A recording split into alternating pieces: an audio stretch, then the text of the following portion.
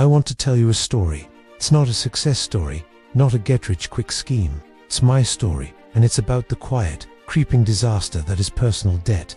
It's about the financial traps I didn't see until I was already caught. It started subtly. I had a good job, a decent paycheck.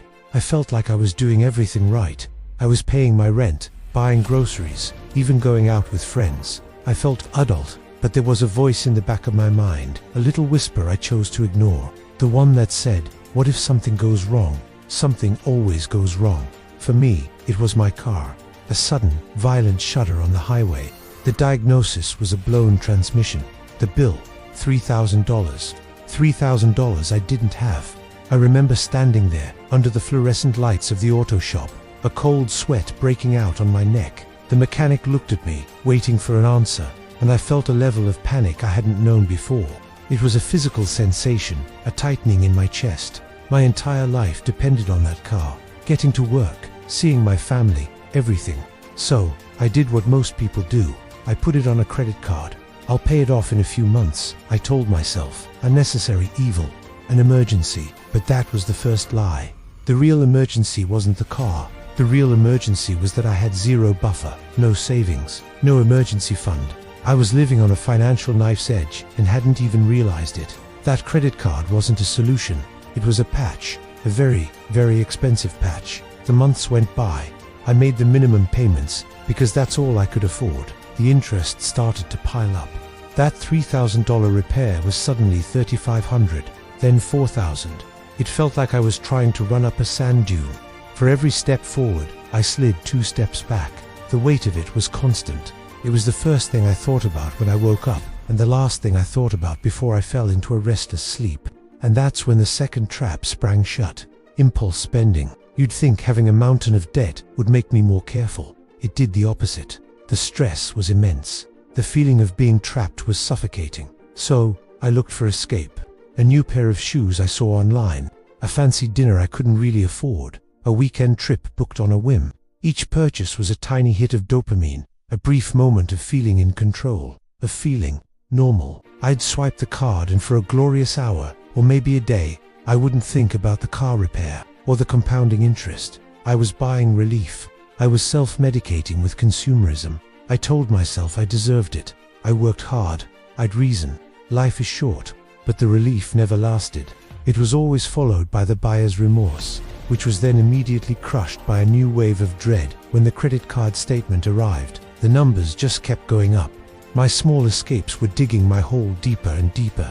The debt from the car was now joined by debt from restaurants, debt from clothes, debt from a life I was pretending to live.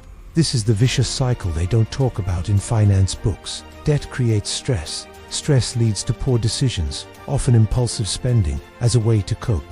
That spending creates more debt, and the cycle repeats, each rotation pulling you further down, tightening its grip. The psychological impact was brutal. I became secretive. I'd avoid conversations about money. When friends talked about their savings or investments, I'd just nod along, a hollow feeling in my stomach. I felt like a fraud. On the outside, I looked fine. On the inside, I was drowning. The fear was constant. What if I lose my job? What if I get sick? What if the rent goes up? Every potential problem wasn't just a hassle. It was a potential catastrophe that could send my whole fragile world tumbling down. Money stopped being a tool. It became a monster.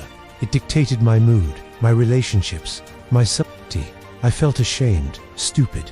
How could I have let this happen? I was an intelligent person, yet I was failing at this fundamental part of life. The turning point wasn't a moment of glorious inspiration.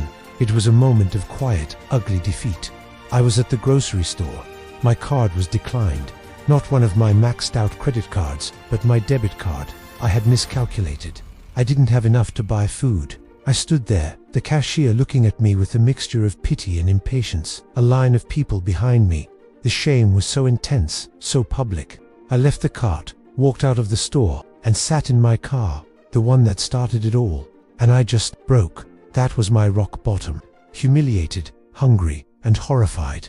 It was there, in that car, that I finally stopped lying to myself. I stopped pretending I could manage it. I stopped pretending I deserved little treats. I faced the ugly, unvarnished truth. I was in a crisis of my own making.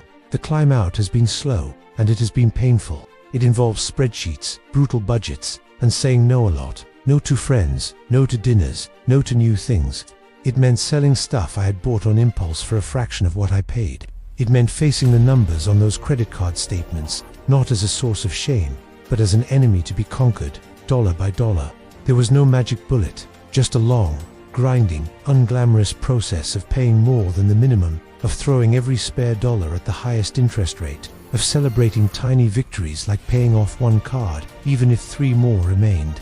It took years, years of sacrifice and discipline. So why am I telling you this? Because these traps, the lack of an emergency fund, the lure of impulse spending to soothe our stress, they aren't just financial mistakes. They are psychological traps. They are built into our culture of instant gratification. We're told to treat ourselves and that we can pay later, but later always comes, and it comes with interest. Here is the uncomfortable lesson I learned.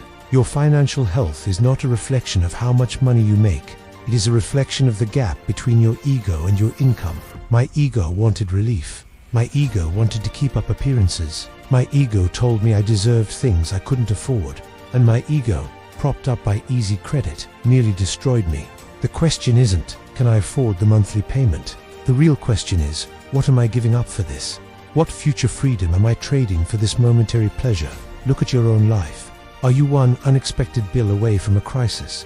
Are you buying things to feel better, even for a moment? Be honest, not with me, but with yourself, because the financial industry is betting you won't be.